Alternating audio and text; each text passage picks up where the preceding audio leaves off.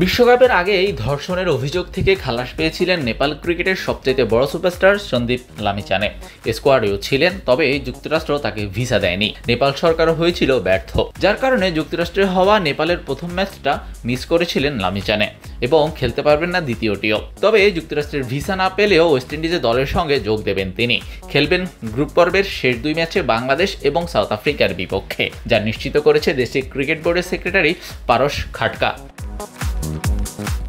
লামিছানেকে West ইন্ডিজে পাঠানোর খবর নিশ্চিত করে ক্রিকেট অ্যাসোসিয়েশন অফ নেপাল লিখেছে, যুক্তরাষ্ট্রের ভিসা প্রত্যাখ্যাত হওয়ার পরও লামিছানে নেপালের সাউথ আফ্রিকা এবং বাংলাদেশের বিপক্ষে ম্যাচে অংশগ্রহণ করবেন, যা আন্তর্জাতিক ক্রিকেট সংস্থার সঙ্গে সমন্বয়ের মাধ্যমে হচ্ছে।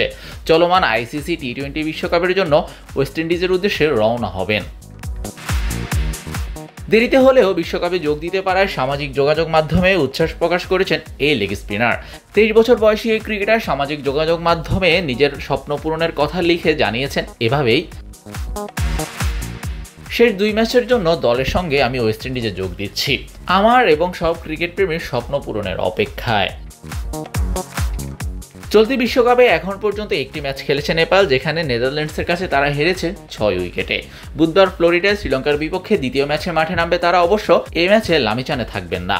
এরপর ওয়েস্ট ইন্ডিজে হতে যাওয়া গ্রুপ পর্বের শেষ দুই ম্যাচে 15 এবং 17 জুন সাউথ আফ্রিকা এবং বাংলাদেশের বিপক্ষে মাঠে দেখা যাবে তাকে। শাহরিয়ার শাওন, স্পোর্টস বাংলা।